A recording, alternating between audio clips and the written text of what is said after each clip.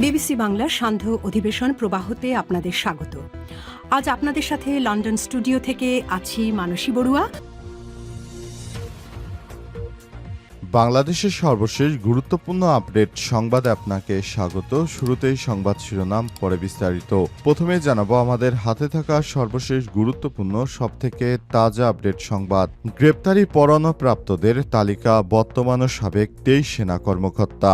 আওয়ামী লীগের নেতৃত্বাধীন ফ্যাসিস্ট সরকারের দীর্ঘ শাসন আমলে বিরোধী দল ও মতের লোকদের গুম খুন করে র্যাবের টাস্কফোর্স ইন্টারগেশন টিএফআই সেল এবং জয়েন্ট ইন্টারগেশন সেন্টার জেআইসি বন্দী রেখে নির্যাতনের ঘটনায় মানবতাবিরোধী অপরাধের 2 মামলার আনুষ্ঠানিক অভিযোগ আমলে নিয়েছে আন্তর্জাতিক অপরাধ ট্রাইব্যুনাল।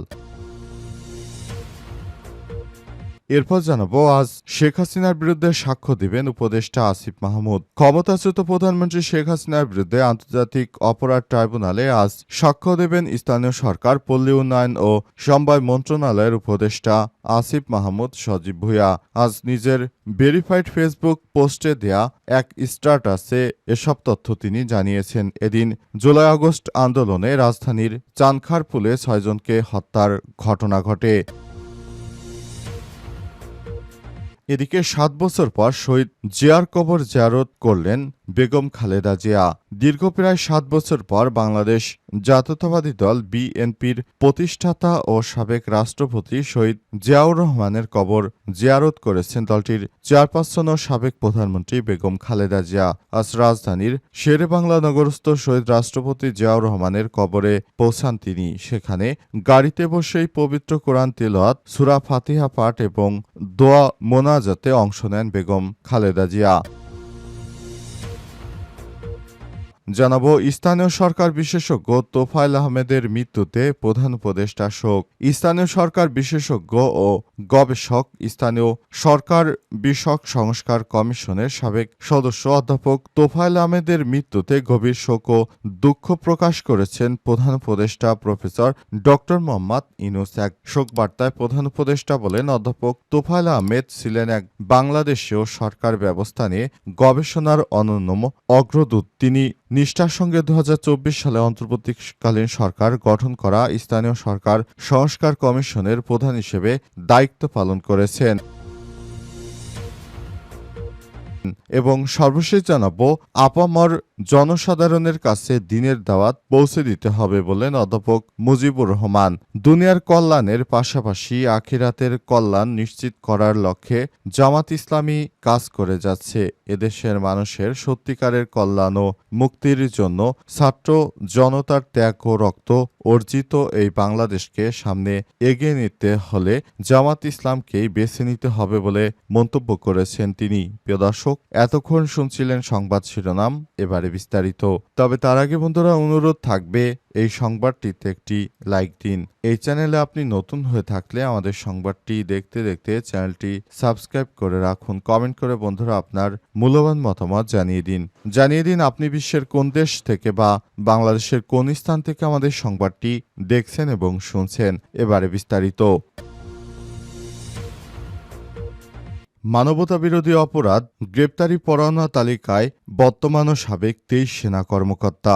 আওয়ামী লীগের নেতৃত্বাধীন ফ্যাসিস্ট সরকারের দীর্ঘ শাসন আমলে বিরোধী দল ও মতের লোকদের গুম করে র্যাবের টাস্কফোর্স ইন্টারগেশন টিএফআই সেল এবং জয়েন্ট ইন্টারগেশন সেন্টার জেআইসি বন্দী রেখে বর্তমানে নির্যাতনের ঘটনায় মানবতাবিরোধী অপরাধের 2 মামলায় আনুষ্ঠানিক অভিযোগ আমলে নিয়েছে আন্তর্জাতিক অপরাধ ট্রাইব্যুনাল। এই 2 মামলায় সাবেক স্বৈরাচারী প্রধানমন্ত্রী শেখ হাসিনাকে প্রধান করে 30 জনকে আসামি করা হয়েছে।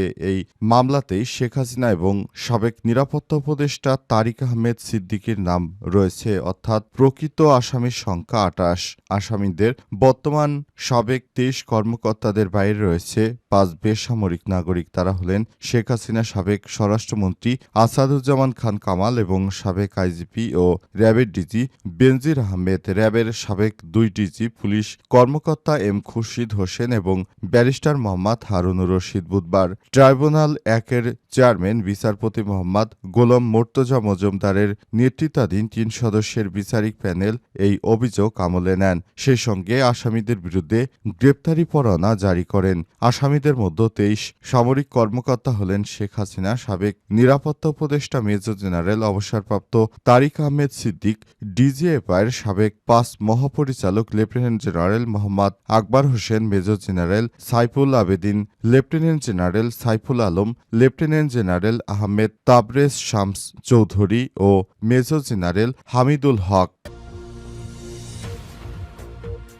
আর শেখ হাসিনার বিরুদ্ধে সাক্ষ্য দিবেন উপদেষ্টা আসিফ মাহমুদ। ক্ষমতাচ্যুত প্রধানমন্ত্রী শেখ হাসিনার বিরুদ্ধে আন্তর্জাতিক অপরাধ ট্রাইব্যুনালে আজ সাক্ষ্য দেবেন বর্তমান ক্রীড়া উপদেষ্টা আসিফ মাহমুদ সজীব ভুঁইয়া। এর আগে তিনি বৈষম্যবিরোধী আন্দোলনে সামনের সারির সমন্বয়ক হিসেবে দায়িত্ব পালন করেছেন। তখন শেখ হাসিনা বাংলাদেশ ছেড়ে পালিয়ে যায়। আজ তিনি আন্তর্জাতিক অপরাধ ট্রাইব্যুনালে শেখ হাসিনার বিরুদ্ধে সাক্ষ্য দেবেন। এর আগে নাহিদ ইসলাম ও শেখ হাসিনার বিরুদ্ধে আন্তর্জাতিক অপরাধ ট্রাইব্যুনালে সাক্ষ্য দিয়েছিলেন। সেখানে নাহিদ ইসলাম জানিয়েছেন, ৭১-এর মানবতা বিরোধী অপরাধের কথা বলে তারা অনেক নেতাকর্মীকে হত্যা করেছে। ২৪-এ অসংখ্য মানুষকে তারা হত্যা করেছে, গুম করেছে। এ অবস্থায় কোনোভাবেই শেখ হাসিনা এর দায় এড়াতে পারে না। আন্তর্জাতিক অপরাধ ট্রাইব্যুনালে শেখ হাসিনার বিচারিক কার্যক্রম অনুষ্ঠিত হবে। সেখানে চানখারপুলে শেখ হাসিনা নির্দেশে কিভাবে সাধারণ মানুষকে গুলি করে হত্যা করা হয়েছিল সেই বিষয়গুলো নাহিদ ইসলাম তুলে ধরেছেন। আসিফ মাহমুদও একইভাবে বিষয়গুলো তুলে ধরবেন। আন্তর্জাতিক অপরাধ ট্রাইব্যুনালে তাদের বিচারিক কার্যক্রম শুরু হচ্ছে খুব শীঘ্রই। অন্তর্বর্তীকালীন সরকারের প্রধান উপদেষ্টা দায়িত্ব গ্রহণের পর বিভিন্ন বিষয় তিনি সমস্যা সামনে নিয়ে এসেছেন। এর মধ্যে শেখ হাসিনার বিচার সবথেকে বেশি গুরুত্বপূর্ণ একটি ইস্যু হয়ে দাঁড়িয়েছে। ৭ বছর পর শহীদ জিয়ার কবর জিয়ারত করলেন বেগম খালেদা জিয়া। দীর্ঘ ৭ বছর পর বাংলাদেশ জাতীয়তাবাদী দল বিএনপির প্রতিষ্ঠাতা সাবেক রাষ্ট্রপতি জিয়াউর রহমানের কবর জিয়ারত করেছেন দলটির চেয়ারপারসন ও সাবেক প্রধানমন্ত্রী বেগম খালেদা জিয়া। আজ রাত ১১টার দিকে রাজধানীর শেরেবাংলা নগরস্থ শহীদ রাষ্ট্রপতি জিয়াউর রহমানের কবরে উপস্থিত হন তিনি। সেখানে গাড়িতেই বসে পবিত্র কোরআন তেলাওয়াত, ফাতিহা পাঠ এবং দোয়া মোনাজাতে অংশ নেন বেগম খালেদা জিয়া। পরে রাত 12:30টার দিকে তিনি গুলশানের বাসভবন ফিরোজায় ফিরে আসেন। এ সময় খালেদা জিয়ার সঙ্গে উপস্থিত ছিলেন ছোট ভাই মেজর অবসরপ্রাপ্ত মরহুম সাইদ এসকেন্দারের সহধর্মিণী নাসরিন আহমেদ, ছোট ভাই প্রকৌশলী শামীম এসকেন্দারের সহধর্মিণী কানিস ফাতেমা সহ পরিবারের অন্যান্য সদস্যরা। এছাড়াও বিএনপির মহাসচিব মির্জা ফখরুল ইসলাম আলমগীর, স্থায়ী কমিটির সদস্য চেয়ারপারসনের ব্যক্তিগত চিকিৎসক doctor AZM Zahid Hossain, doctor Shahabuddin Talukdar, doctor AFM Siddiqui, doctor Jafar Ahmed সহ দলের শীর্ষ নেতারা উপস্থিত ছিলেন। চেয়ারপারসনের একান্ত সচিব ABM আব্দুস সাত্তার, নিরাপত্তা সমন্বয়ক ব্রিগেডিয়ার জেনারেল অবসরপ্রাপ্ত ডক্টর শামসুল ইসলাম, আমরা বিএনপি পরিবারের সদস্যরা সহ আরও বিভিন্ন পর্যায়ের নেতৃত্ববৃন্দরা উপস্থিত ছিলেন। বিএনপির চেয়ারপারসন বেগম খালেদা জিয়া দীর্ঘদিন পর তিনি শহীদ প্রেসিডেন্ট জিয়াউর রহমানের কবরে তিনি শ্রদ্ধা ও মোনাজাত করতে গিয়েছেন। সেখানে গিয়ে তিনি জিয়াউর রহমানের আত্মার মাগফিরাত কামনায় দোয়াতে অংশগ্রহণ করেন এবং প্রায় 1 ঘণ্টা সেখানে অবস্থান করার পর অবশেষে তার রাজধানীর বাসা ফিরোজায় ফিরে আসেন। তার সঙ্গে বিএনপির বিভিন্ন স্তরের নেতৃত্ববৃন্দরাও সেখানে উপস্থিত ছিলেন।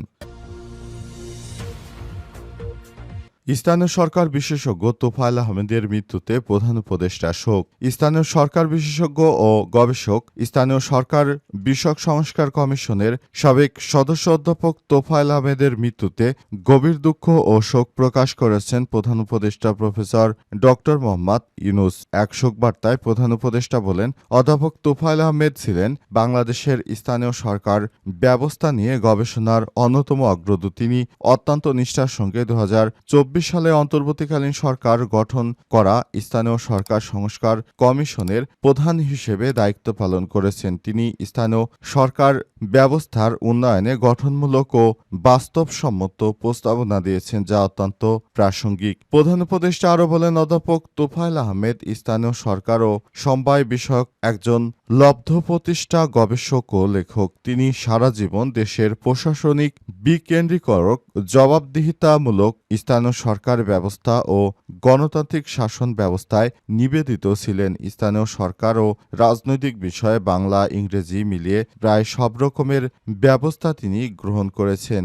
20টি গ্রন্থ ও বিদেশি জার্নাল পত্র পত্রিকায় প্রকাশিত অসংখ্য প্রবন্ধ যা যুগের পর যুগ ধরে আমাদের জ্ঞানচর্চাকে সমৃদ্ধ করেছে। তিনি চট্টগ্রাম বিশ্ববিদ্যালয় থেকে পাশ করে বিদেশে পালিয়ে যাননি, বরং দেশের মাটিতে থেকে দেশের জনগণকে কিভাবে সহায়তা করা যায় এবং জনগণের পাশে থাকা যায় তিনি সবসময় বিষয়গুলো দেখতেন। তিনি অন্তর্বর্তীকালীন সরকারের প্রধান উপদেষ্টার এক অত্যন্ত স্নেহভাজন একজন ব্যক্তিত্ব ছিলেন। তিনি সবসময় বাংলাদেশের মানুষকে সুবিধা দেওয়ার জন্য কাজ করেছেন।